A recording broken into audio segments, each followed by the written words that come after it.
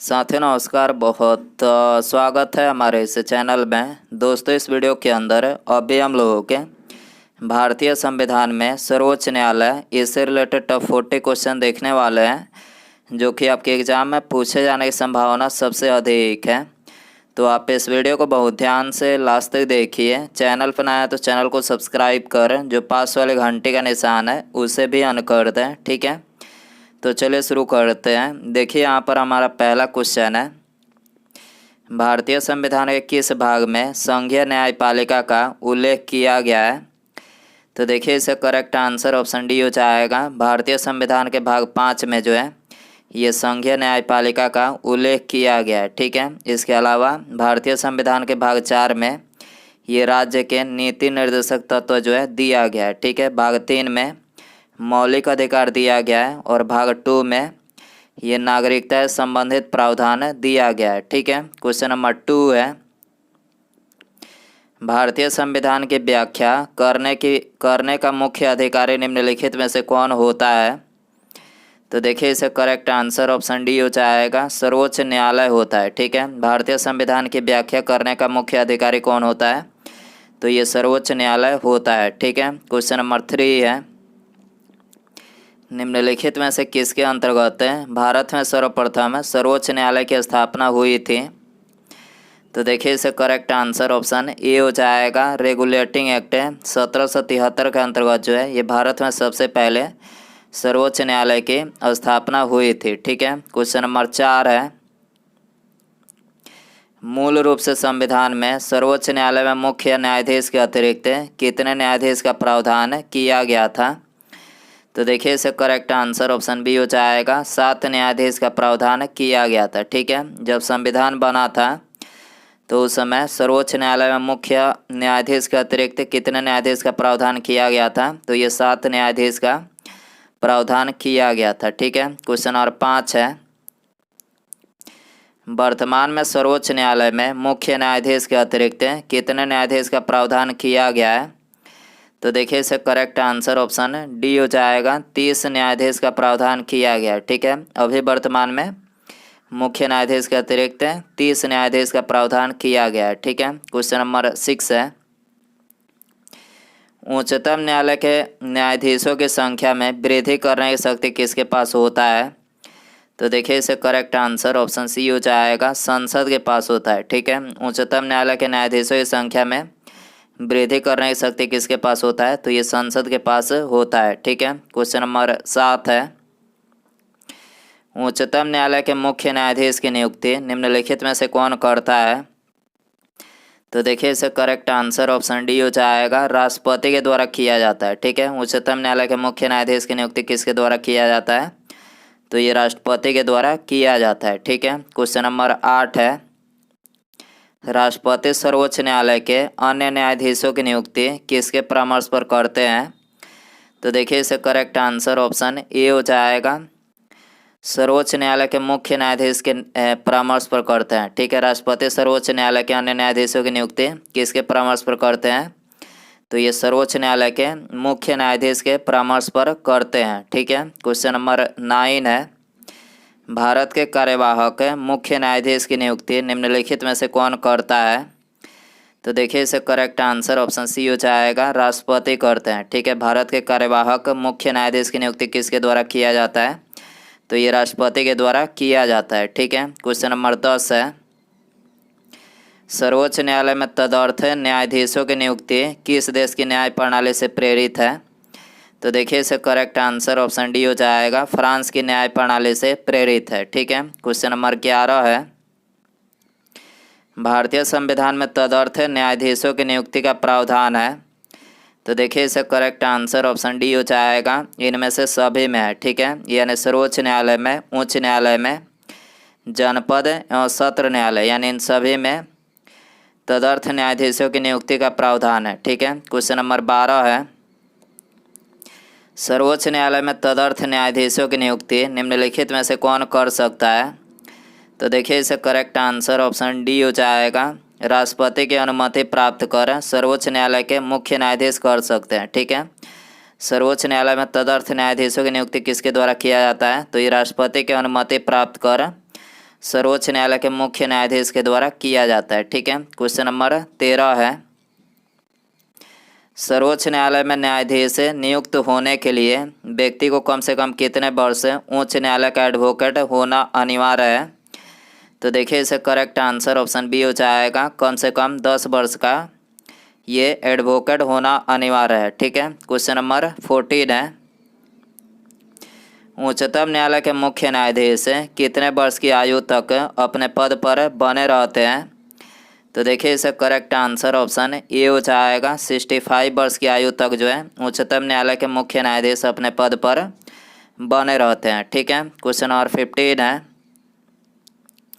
सर्वोच्च न्यायालय के न्यायाधीशों को उसके पद से केवल किन प्रमाणित आधारों पर हटाया जा सकता है? तो देखिए इसे करेक्ट आंसर ऑप्शन सी हो जाएगा, उपयुक्त दोनों प्रमाणित आधारों पर हटाया जा सकता है, यानी कदाचार और असमर्थता। ठीक है, क्वेश्चन नंबर 16 है, उच्चतम न्यायालय के न्यायाधीशों की सेवानिवृत्ति की आयु कितनी होती है? तो देखिए ये तो बता ही चुके हैं कि 65 वर्ष होती है। ठीक है, क्वेश्चन नंबर 17 है, सर्वोच्च न्यायालय के न्यायाधीश के विरुद्ध महाभियोग का प्रस्ताव पारित हो जाने पर पदच्युत का आदेश कौन जारी कर सकता है? तो देखिए इसे करेक्ट आंसर ऑप्शन बी हो जाएगा, राष्ट्रपति जारी कर सकते हैं। ठीक है, सर्वोच्च न्यायालय के न्यायाधीश के विरुद्ध महाभियोग का प्रस्ताव पारित हो जाने पर पदच्युत का आदेश कौन जारी कर सकता है? तो ये राष्ट्रपति जो है जारी कर सकते हैं। ठीक है, क्वेश्चन नंबर 18 है, जब राष्ट्रपति और उपराष्ट्रपति दोनों का पद खाली हो तब उनका कार्य कौन करेगा? तो देखिए इसे करेक्ट आंसर ऑप्शन सी हो जाएगा, तब उनका कार्य जो है ये भारत के मुख्य न्यायाधीश करेंगे। ठीक है, जब राष्ट्रपति और उपराष्ट्रपति दोनों का पद खाली हो तो उनका कार्य भारत के मुख्य न्यायाधीश करेंगे। ठीक है, क्वेश्चन नंबर 19 है, सेवानिवृत्ति के पश्चात सर्वोच्च न्यायालय के न्यायाधीश वकालत कर सकते हैं? तो देखिए इसे करेक्ट आंसर ऑप्शन डी हो जाएगा, नहीं। ठीक है, सेवानिवृत्ति के पश्चात सर्वोच्च न्यायालय के न्यायाधीश जो है ये किसी भी न्यायालय में वकालत नहीं कर सकते हैं। ठीक है, क्वेश्चन नंबर 20 है, सर्वोच्च न्यायालय के अधिकार क्षेत्र में वृद्धि करने का अधिकार किसके पास होता है? तो देखिए ये तो बता ही चुके हैं कि संसद के पास होता है। ठीक है, क्वेश्चन नंबर 21 है, सर्वोच्च न्यायालय में न्यायिक कामकाज के लिए किस भाषा का प्रयोग किया जाता है? तो देखिए इसे करेक्ट आंसर ऑप्शन बी हो जाएगा, अंग्रेजी भाषा का प्रयोग किया जाता है। ठीक है, सर्वोच्च न्यायालय में न्यायिक कामकाज के लिए किस भाषा का प्रयोग किया जाता है? तो अंग्रेजी भाषा का प्रयोग किया जाता है। ठीक है, क्वेश्चन नंबर 22 है, सर्वोच्च न्यायालय निम्नलिखित में से किस संस्था का निरीक्षण कर सकता है? तो देखिए इसे करेक्ट आंसर ऑप्शन सी हो जाएगा, सर्वोच्च न्यायालय जो है ये अधीनस्थ न्यायालय का निरीक्षण कर सकता है। ठीक है, क्वेश्चन नंबर 23 है, भारत में न्यायपालिका निम्नलिखित में से किस प्रकार की है? तो देखिए इसे करेक्ट आंसर ऑप्शन ए हो जाएगा, स्वतंत्र न्यायपालिका है। ठीक है, भारत में न्यायपालिका किस प्रकार की है? तो ये स्वतंत्र है। ठीक है, क्वेश्चन नंबर 24 है, राष्ट्रपति और उपराष्ट्रपति के निर्वाचन में विवाद मामले को किसको प्रस्तुत किया जा सकता है? तो देखिए इसे करेक्ट आंसर ऑप्शन सी हो जाएगा, भारत के उच्चतम न्यायालय को जो है प्रस्तुत किया जा सकता है। ठीक है, क्वेश्चन नंबर 25 है, राष्ट्रपति और उपराष्ट्रपति से संबंधित चुनाव विवादों को सुलझाने का अधिकार उच्चतम न्यायालय को है, यह उसका कौन सा अधिकार है? तो देखिए उसका मौलिक अधिकार है। ठीक है, ये करेक्ट हो जाएगा। अगला क्वेश्चन देखिए, क्वेश्चन नंबर 26 है, राष्ट्रपति कानूनी मामलों में किससे परामर्श ले सकता है? तो देखिए इसे करेक्ट आंसर ऑप्शन डी हो जाएगा, सर्वोच्च न्यायालय से। ठीक है, राष्ट्रपति कानूनी मामलों में किससे परामर्श ले सकता है?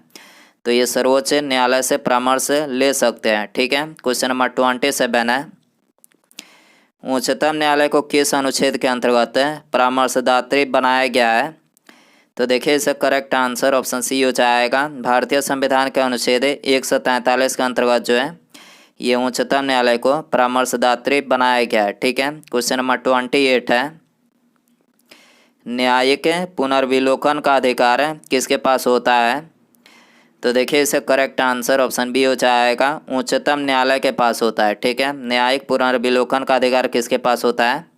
तो ये उच्चतम न्यायालय के पास होता है। ठीक है, क्वेश्चन नंबर 29 है, केंद्र और राज्यों के विवादों का समाधान करना सर्वोच्च न्यायालय के किस क्षेत्राधिकार के अंतर्गत आता है? तो देखिए इसका करेक्ट आंसर ऑप्शन डी हो जाएगा, प्रारंभिक क्षेत्राधिकार के अंतर्गत आता है। ठीक है, क्वेश्चन नंबर 30 है, जनहित याचिका निम्नलिखित में से किस न्यायालय में दायर की जा सकती है? तो देखिए इसका करेक्ट आंसर ऑप्शन सी हो जाएगा, उपर्युक्त में दोनों में। ठीक है, यानी उच्च न्यायालय और सर्वोच्च न्यायालय, यानी इन दोनों में जो है ये जनहित याचिका दायर की जा सकती है। ठीक है, क्वेश्चन नंबर 31 है, सर्वोच्च न्यायालय निम्नलिखित में से किसे हटाने के लिए राष्ट्रपति से सिफारिश कर सकता है? तो देखिए इसका करेक्ट आंसर ऑप्शन बी हो जाएगा, संघ लोक सेवा आयोग के अध्यक्ष व सदस्यों को हटाने के लिए जो है सर्वोच्च न्यायालय ये राष्ट्रपति से सिफारिश कर सकता है। ठीक है, क्वेश्चन नंबर 32 है, सर्वोच्च न्यायालय के प्रथम मुख्य न्यायाधीश निम्नलिखित में से कौन थे?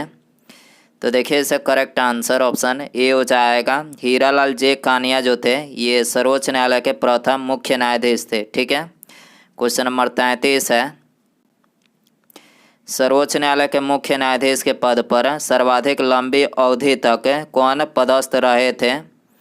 तो देखिए सर्वाधिक लंबी अवधि तक जो रहे थे वो थे वाई.बी. चंद्रचूड़ रहे थे। ठीक है, अगला क्वेश्चन देखिए, क्वेश्चन नंबर 34 है, सर्वोच्च न्यायालय के मुख्य न्यायाधीश के पद पर सबसे कम समय तक कौन आसीन रहे थे? तो देखिए इसे करेक्ट आंसर ऑप्शन सी हो जाएगा, कमल नारायण सिंह जो थे ये सर्वोच्च न्यायालय के मुख्य न्यायाधीश के पद पर सबसे कम समय तक आसीन रहे थे। ठीक है, क्वेश्चन नंबर 35 है, उच्चतम न्यायालय के प्रथम महिला न्यायाधीश कौन थे? तो देखिए इसका करेक्ट आंसर ऑप्शन सी हो जाएगा, फातिमा बीबी जो थी ये उच्चतम न्यायालय की प्रथम महिला न्यायाधीश थी। ठीक है, क्वेश्चन नंबर 36 है, संविधान की व्याख्या करने का अंतिम अधिकार किसके पास होता है?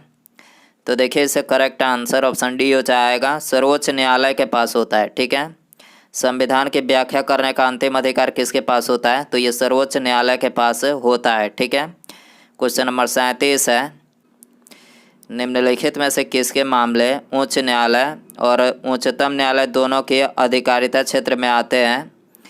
तो देखिए इसका करेक्ट आंसर ऑप्शन सी हो जाएगा, मूल अधिकारों का जो संरक्षण है ये उच्च न्यायालय और उच्चतम न्यायालय दोनों की अधिकारिता में आते हैं। ठीक है, क्वेश्चन नंबर 38 है, जब राष्ट्रपति और उपराष्ट्रपति का पद खाली हो तो भारत के राष्ट्रपति के पद पर कौन होता है? तो देखिए इसका करेक्ट आंसर ऑप्शन बी हो जाएगा, भारत के राष्ट्रपति के पद पर ये भारत के मुख्य न्यायाधीश होते हैं। ठीक है, क्वेश्चन नंबर 39 है, सर्वोच्च न्यायालय में न्यायाधीश नियुक्त होने के लिए व्यक्ति को कम से कम कितने वर्ष उच्च न्यायालय का एडवोकेट होना चाहिए? तो देखिए ये तो बता ही चुके हैं कि कम से कम 10 वर्ष ये उच्च न्यायालय का एडवोकेट होना चाहिए। ठीक है, उसके बाद यहाँ पर हमारा अगला क्वेश्चन है, भारत के उच्चतम न्यायालय में न्यायाधीशों की संख्या बढ़ाने का अधिकार किसके पास होता है? तो देखिए यहाँ पर आपको 4 ऑप्शन दिया गया है। तो दोस्तों आप इसका आंसर जो है कमेंट बॉक्स में ज़रूर बताएं। चैनल पर नया है तो चैनल को सब्सक्राइब करें, जो पास वाले घंटे का निशान है इसे भी ऑन कर दें। ठीक है, मिलते हैं अगले वीडियो में। Thanks for watching.